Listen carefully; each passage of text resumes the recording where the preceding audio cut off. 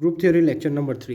Group theory lecture number 3 में हम study करेंगे जो लेक्चर नंबर 2 में जो स्टडी किया था कि जो एलियंस होते हैं, एलियंस जो रेक्टेंगुलर हमने बॉक्स में उसको डाला था, उसमें क्या होता है, एलियंस को हम जो C2 एक्सेस लगाते हैं उसको हमको ध्यान देने वाली बात है, उसका जो जितने फेस होते हैं 6 फेस होते हैं बॉक्स में, तो उसके अल्टरनेटिव बॉक्स के हम C2 लगाते हैं। जैसे कि अल्टरनेटिव बॉक्स मतलब कि हम एक फेस से डालेंगे तो दूसरे फेस से निकल जाएगा, तो ये दोनों फेस से और C2 नहीं डाल सकते हैं। अब उसके ऐसे करके हम 3 फेस में डाल सकते हैं और वो आपस में परपेंडिकुलर रहते हैं। और देखने वाली बात है कि एलियंस जो रहता है 2 side r square, so 2 sigma d plane ही हम इसमें डाल सकते हैं। अगर ऑल साइड स्क्वायर रहता तो इसमें 6 सिग्मा डी प्रेजेंट रहता है एलियंस में, लेकिन इसमें 2 साइड ही स्क्वायर है। अब हम थर्ड सिमेट्री एलिमेंट को पढ़ते हैं जो कि है इम्प्रॉपर एक्सिस ऑफ सिमेट्री, जिसको एस एन से रिप्रेजेंट किया जाता है। एन स्मॉल में होता है। An imaginary line rotation on which by theta degree and simultaneously followed by perpendicular reflection produce an equivalent orientation of the molecule.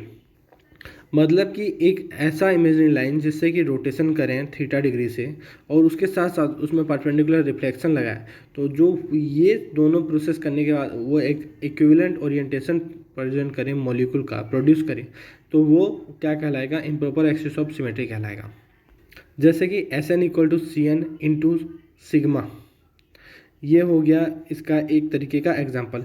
तो अगर S4 को भी हम बोले तो क्या होगा, C4 into sigma, C2 into sigma हो जाएगा। तो ऐसे ही SNX इक्वल टू CNX, ये एक्स प्लेन में हो गया एक्सिस ऑफ सिमेट्री। तो प्लेन क्या होगा, किस फेज में होगा, परपेंडिकुलर होगा, तो वो हो जाएगा सिग्मा YZ में। अगर SNY होता है तो CNY में रहेगा और एक्सिस ऑफ सिमेट्री Y में रहेगा और प्लेन क्या हो जाएगा, XZ परपेंडिकुलर रहेगा। अगर हम देखते हैं कि S4 जो है, अगर S4 है तो मॉलिक्यूल में C4 होना ज़रूरी नहीं है, मतलब axis of symmetry C4 present रहना ज़रूरी नहीं है मॉलिक्यूल में। मतलब कि हम बोलना चाहते हैं कि जो axis improper axis of symmetry है नंबर में, वही सेम एक्सिस ऑफ सिमेट्री उस मॉलिक्यूल में प्रेजेंट होना ज़रूरी नहीं है।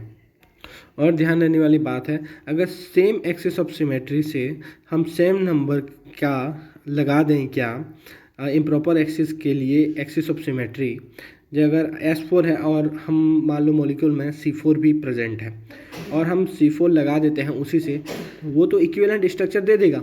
फिर परपेंडिकुलर प्लेन लगाएंगे तो क्या वो सेम देगा, नहीं। इसलिए जहाँ पर से सेम है वहाँ पर से तो हम लगा ही नहीं सकते। अगर H2 है मॉलिक्यूल में तो हम C2 से लगा नहीं पाएंगे, अगर मॉलिक्यूल में S4 है तो हम C4 से लगा नहीं पाएंगे। जो ऑलरेडी मॉलिक्यूल में प्रेजेंट है उससे वही वाला इम्प्रॉपर एक्सिस सिमेट्री नहीं प्रेजेंट हो सकता, इसलिए हम इसको डिफरेंट टाइप से उसको ढूंढेंगे जो कि आगे स्टडी करेंगे। अगर CH4 में देखें तो इसमें अगर इसको हम एलियंस की तरह ही बॉक्स में, उसको रेक्टेंगुलर बॉक्स में फिट किए थे, इसको अगर स्क्वायर में बॉक्स में फिट करें तो इसके अल्टरनेटिव कॉर्नर पे इसके HH एटम आ जाएंगे। अब इसमें उसी की तरह ही 2 फेज से एक C2 गुजरेगा और आपस में परपेंडिकुलर रहेंगे। तो इनमें जो C2 है 3 C2 है। तो अब देखते हैं इस बॉक्स के ऊपर से हम एक C4 लगाते हैं जो कि इसको इक्विवेलेंट स्ट्रक्चर तो नहीं देगा क्या, अगर मतलब कि ये C4 लगाने के बाद उसके जो 180 डिग्री रोटेट हो रहा था C2 के, उसके जस्ट हाफ 90 डिग्री रोटेट होगा और ये इक्विवेलेंट स्ट्रक्चर या सुपर इम्पोजेबल इमेज नहीं देगा। अब इसमें हम इसके C4 के परपेंडिकुलर एक प्लेन लगाते हैं तो इसके बाद जो आएगा वो इसका आइडेंटिकल स्ट्रक्चर देगा, सॉरी इक्विवेलेंट स्ट्रक्चर देगा।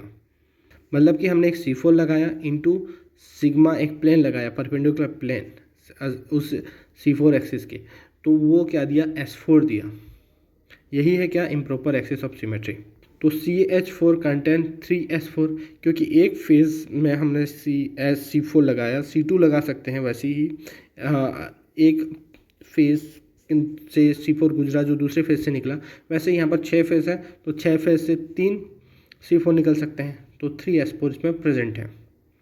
तो हम number of operation in SN axis देखें तो क्या होगा, इवन नंबर ऑफ अगर है किसका, एस एन का, तो नंबर ऑफ ऑपरेशन क्या हो जाता है, n/2।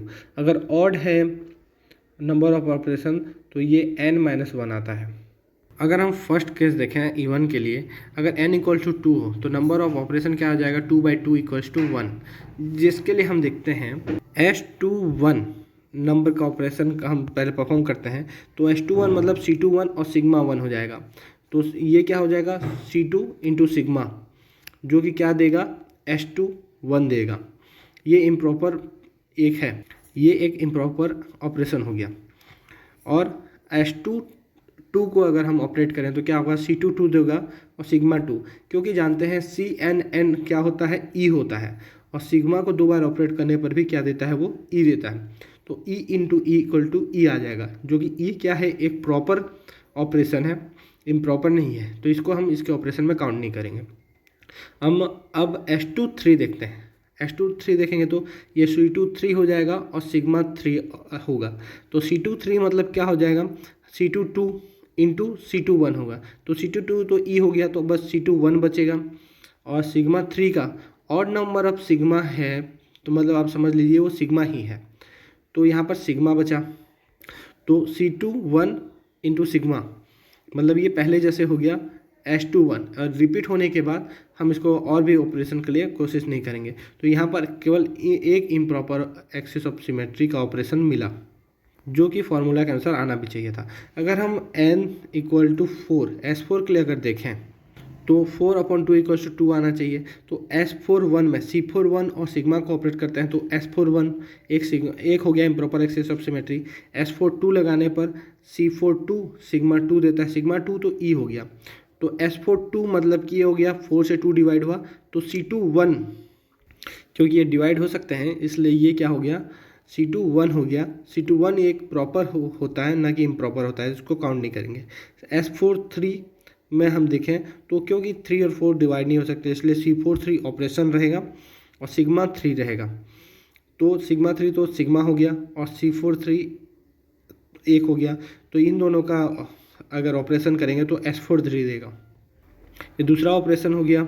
और S44 क्या होगा, C44 E हो गया, सिग्मा 4 E हो गया, तो ये E देगा। और S45 क्या देगा, C45 जो कि क्या हो गया, C41 हो गया, क्योंकि C44 तो E होता है, और सिग्मा 5 क्या हो जाएगा, सिग्मा हो जाएगा, तो इसलिए S41 देगा, जो कि रिपीट हो गया। मतलब यहाँ पर 2 केवल इम्प्रॉपर एक्सिस ऑफ रोटेशन का ऑपरेशन आया, इम्प्रॉपर एक्सिस ऑफ सिमेट्री का सिर्फ 2 ऑपरेशन आया। हमको ऑपरेट कब तक करना है, जब तक कि S रिपीट ना हो जाए, मतलब improper axis of symmetry repeat ना हो जाए, तब तक हमको प्रोसेस को करना है, ना कि जब तक E ना आ जाए। आइडेंटिटी आने तक हमको इसमें मतलब नहीं है, बाकी में हम आइडेंटिटी आने तक करते थे, लेकिन इम्प्रॉपर में हम क्या करेंगे, जब तक कि ये रिपीट ना हो जाए इम्प्रॉपर एक्सिस। और देखने वाली बात है, हम इसको S6 में भी लगा के चेक कर सकते हैं, उसमें भी 3 ऑपरेशन आ जाएगा। लेकिन सबसे इम्पोर्टेंट बात यह है, n अगर इवन हो, SN हो, तो वहाँ पर CN/2 भी प्रेजेंट होगा। मतलब कि अगर कहीं पर S4 एक्सिस इम्प्रॉपर एक्सिस है, तो वहाँ पर C2 एक्सिस ऑफ सिमेट्री भी प्रेजेंट रहेगा। अगर कहीं पर S6 है, तो वहाँ पर क्या रहेगा, C3 एक्सिस ऑफ सिमेट्री भी प्रेजेंट रहेगा। अगर हम ऑड में चेक करें नंबर ऑफ ऑपरेशन, तो n-1 होता है। जैसे कि अब हम इसमें एक एग्जांपल देखते हैं S5। तो S5 में क्या होगा, n=5, तो नंबर ऑफ ऑपरेशन 5 - 1 = 4 आ जाएगा। इसको भी हमको ये ऑपरेशन को कब तक करना है, जब तक कि यहाँ पर ऑपरेशन S का रिपीट ना हो जाए। जैसा हमने इवन में किया था वैसा इसमें करेंगे, तो भी हम फाइंड आउट कर लेंगे। जैसे कि हम देखना चाहेंगे कि एक इम्पॉर्टेंट बात यह है, अंतर इसमें क्या आता है, SNN = इसमें क्या आता है, इवन नंबर का अगर n है तो इसमें E आ जाता है, लेकिन ऑड नंबर का अगर n हो तो SNN = क्या आ जाएगा, सिग्मा आ जाता है। क्या बोला मैंने कि SNN अगर इवन है तो आइडेंटिटी देगा, E देगा, लेकिन अगर ऑड है तो SNN क्या देगा, सिग्मा देगा। मतलब कि उतने ही ऑर्डर में का उतना ही नंबर का ऑपरेशन किया जाए तो वो क्या देगा, सिग्मा देगा ऑड हो तो, और इवन हो तो क्या देगा, आइडेंटिटी देगा। अगर S11 की बात किया जाए तो C11 और सिग्मा होता है, मतलब कि C11 आइडेंटिटी हो गया और सिग्मा हो गया, जो कि हम प्रूव कर रहे हैं ऑड वाले के लिए, तो ये सिग्मा दिया। ओनली S11 ऑड में आता है तो ये सिग्मा दिया। और S2 क्या होता है, आई होता है, आई इन्वर्स होता है, मतलब इन्वर्जन सेंटर होता है। इसको हम आगे एक्सप्लेन करेंगे। S2 इक्वल टू आई, और S1 अगर हमने देखा तो क्या हो जाता है, सिग्मा हो जाता है। यहाँ पर S1 इक्वल टू सिग्मा आ रहा है, मतलब हम समझ सकते हैं कि अगर किसी मॉलिक्यूल में कोई भी प्लेन है, चाहे वो सिग्मा V हो, सिग्मा D हो या सिग्मा H हो, मतलब कोई भी प्लेन है तो उसमें S1 जरूर प्रेजेंट होगा। मतलब कि अगर कोई प्लेन है तो उसमें S1 भी प्रेजेंट है। अगर हम इसकी एप्लीकेशन की बात करें, इम्प्रॉपर एक्सिस ऑफ सिमेट्री की एप्लीकेशन क्या होगी, अगर SN एब्सेंट है, जैसे sigma 1 equal to plane absent है, S2 equal to inversion centre absent है, या S3 S4 कुछ भी एब्सेंट है, मतलब then molecule is optically active and chiral molecule. मतलब कि SN एब्सेंट है, मतलब कि मॉलिक्यूल ऑप्टिकली एक्टिव है और कायरल है। अब हम फोर्थ सिमेट्री एलिमेंट की बात करते हैं, इन्वर्जन सेंटर आई और सेंटर ऑफ सिमेट्री भी जिसे कहते हैं। ये special kind of symmetry element है जो क्या करता है, इन्वर्ट कर देता है कोऑर्डिनेट को, किसके, ऑल एटम के जो मॉलिक्यूल में प्रेजेंट है। मतलब कि ये ऑल एटम के कोऑर्डिनेट्स को इन्वर्ट कर देता है जो मॉलिक्यूल में प्रेजेंट है। ओनली वन इन्वर्जन प्रेजेंट हो सकता है किसी भी मॉलिक्यूल में, मतलब कि एक आई ही प्रेजेंट हो सकता है किसी भी मॉलिक्यूल में, एक इन्वर्जन सेंटर ही प्रेजेंट हो सकता है। जैसे axis of symmetry different type के हो सकते थे, लेकिन यहाँ पर आई एक ही हो सकता है। इसको देखने के लिए हमको देखना पड़ता है बीच सेंटर से हम दाएं बाएं ऊपर नीचे समान दूरी पर हम देखें अपोजिट साइड में, तो समान दूरी पे समान एटम प्रेजेंट रहना चाहिए। इससे हम देख सकते हैं कि इसमें इन्वर्जन सेंटर है या नहीं है। जैसे कि N1 N2 में अगर मतलब N2F2 मॉलिक्यूल को लें, वो भी अगर देखें इसमें इन्वर्जन सेंटर को, तो इसमें क्या होगा कि फर्स्ट आई हम लगाएंगे तो ये इक्विवेलेंट स्ट्रक्चर देगा, और सेकंड आई लगाएंगे तो ये आइडेंटिटी देगा, आइडेंटिकल स्ट्रक्चर देगा। मतलब कि number of operation in inversion centre equals to 1। Inversion centre में ऑपरेशन कितने होते हैं, उसके इन्वर्जन सेंटर के 1 होते हैं। ऐसे ही PTCl4 में भी हम देख सकते हैं, P2F4 में भी देख सकते हैं, जो कि सोहर्स रिप्रेजेंटेशन की तरह होता है। इसमें P2 से जुड़े हुए FF जुड़े रहते हैं, 2F 1P से।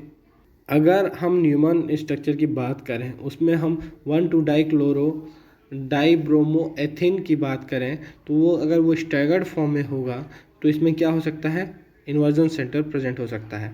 वैसे ही इथेन का स्टैगर्ड फॉर्म को भी देखें तो इसमें भी क्या पाया जा सकता है, इन्वर्जन सेंटर पाया जा सकता है। अगर IN की बात करें, अगर IN इवन है, इवन है मतलब कि ऑपरेशन 2 बार के फॉर्म में हुआ है, तो वो क्या हो जाएगा, आइडेंटिटी देगा। और आई अगर सिंगल बार है तो वो इन्वर्जन देगा, इन्वर्जन। ऑड नंबर में अगर होगा इसका ऑपरेशन तो ये इन्वर्जन देगा, और अगर इवन नंबर में हुआ इसका ऑपरेशन तो क्या देगा, आइडेंटिटी देगा। तो हम देखते हैं कि आइडेंटिटी एलिमेंट ई, ये पांचवा सिमेट्री एलिमेंट है, इसको हम अब देखेंगे। तो special kind of symmetry element जो प्रेजेंट है रहता है किसी में, एवरी ऑब्जेक्ट और मॉलिक्यूल में प्रेजेंट रहता है ऑफ द यूनिवर्स, यूनिवर्स के सभी मॉलिक्यूल में ये प्रेजेंट रहता है। Number of operation in E equals to 1, इसमें ऑपरेशन क्या होता है इसका, एक ही रहता है, नंबर ऑफ ऑपरेशन। जैसे कि H2O CHF ClBr इथेन किसी भी मॉलिक्यूल के ले लीजिए, उसमें ये आइडेंटिटी जरूर प्रेजेंट रहेगा। अब हम देखते हैं कि चेक करके हमने जो स्टडी किया उसमें PCl5 में क्या क्या हो सकता है, कि कितने एक्सिस ऑफ सिमेट्री कौन से हो सकते हैं और प्लेन कौन सा हो सकता है। तो ये होता है ट्राइगोनल बाइपिरामिडल, तो ये इसमें एक C3 एक्सिस लगेगा जो कि एक Cl P और Cl को अपने अंदर या उससे होकर पास होगा, और बाकी को क्या करेगा, रोटेट करेगा। और इसमें एक P और Cl से बॉन्ड से, जो कि इसके ट्राइगोनल पेयर फॉर्म में है, उसमें से वो क्या करेगा, C2 एक्सिस पास करेगा। तो इसमें 3C2 1 C3 प्रेजेंट रहेगा। और प्लेन में अगर देखें तो एक सिग्मा H प्रेजेंट रहेगा जो ट्राइगोनल पिरामिड प्लेनर भाग से लगेगा, और इसमें 3 सिग्मा V रहेगा जो C3 एक्सिस के पैरेलल रहेगा।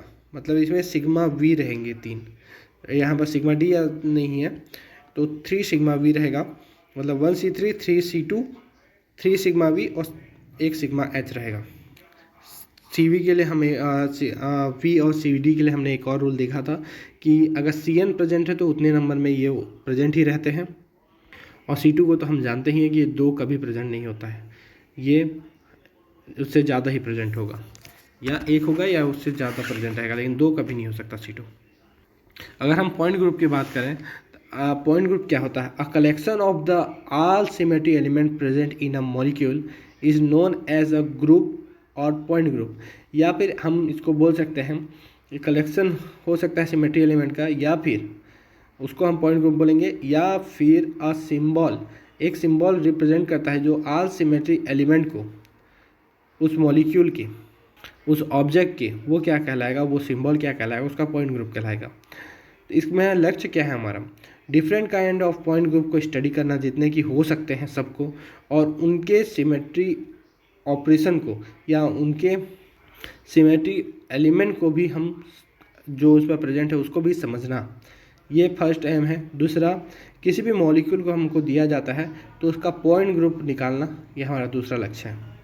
जैसे कि हम CH2Cl2 मॉलिक्यूल में देखें तो इसमें कौन सा एक्सेस होगा, तो हम जानते हैं कि CH2Cl2 क्या होगा, sp3 हाइब्रिडाइजेशन पाया जाएगा और इसमें C2 एक्सेस लगेगा, और इसमें सिग्मा V प्लेन भी लगेगा, इसमें 2 सिग्मा V भी लग सकता है। ऐसे ही B2S6 का अगर हम एग्जांपल अगर एक लें तो क्या होगा कि ये बनाना फॉर्म में बॉन्ड बनाता है।